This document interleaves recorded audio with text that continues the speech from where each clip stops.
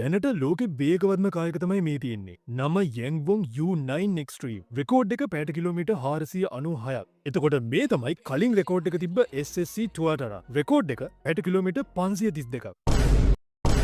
What the shit? හරි පොඩකින් අද කතා කරමු මේ රෙකෝඩ්ස් පටලැවිල්ලගෙන. 2025 සැප්තැම්බර් 14 වෙනිදා BYD සමාගමේ සබ් බ්‍රෑන්ඩ් එකක් වුණු යැන්වොන් සමාගමේ U9 Extreme කියන හයිපර් කායක යොදාගෙන එකල ලෝකේ වේගවත්ම කායකට තිබ්බ ස්පීඩ් රෙකෝඩ් එක බ්‍රේක් කරා. රෙකෝඩ් එක සටහන් වුණේ පැයට කිලෝමීටර් 496.22ක් විදියට. මේ කායක ගැන පොඩ්ඩක් කිව්වොත් ඉලෙක්ට්‍රික් මෝටර්ස් 4කින් සම්බන්ධිතව ආසන්න වශයෙන් අශ්ව බල 3000ක බලයක් මෙය මුදාහරිනවා. එතකොට SSC ල තිබු කලින් රෙකෝඩ් එක බොරුවක්ද? 2020 ඔක්තෝබර් වල උතුරු ඇමරිකානු සමාගමක් වුණු SSC සමාගම එයාලගේ Tuatara හයිපර් කායක යොදාගෙන ඒ වන විට මේ රෙකෝඩ් එකේ අයිතිකරුවණු Bugatti Chiron Super Sport 300 Plus එක තියපු පැයට කිලෝමීටර් 490ක රෙකෝඩ් එක තමන් සතු කරගන්නවා. අලුත් රෙකෝඩ් ස්පීඩ් එක උනේ පැයට කිලෝමීටර් 532ක්. නමුත් මේ රෙකෝඩ් එකේ ඇකියුරසි එක ගැන කා එන්තූසියස්ලා සහ එක්ස්පර්ට්ස්ලා ප්‍රශ්න මත කරපු නිසා නැවත 2021 දී වෙරිෆයිඩ් රීරන් එකක් කරනවා. එවිට වේගය සටහන් වුණේ පැයට කිලෝමීටර් 455ක් විදියට. ඒ කියන්නේ ඔව්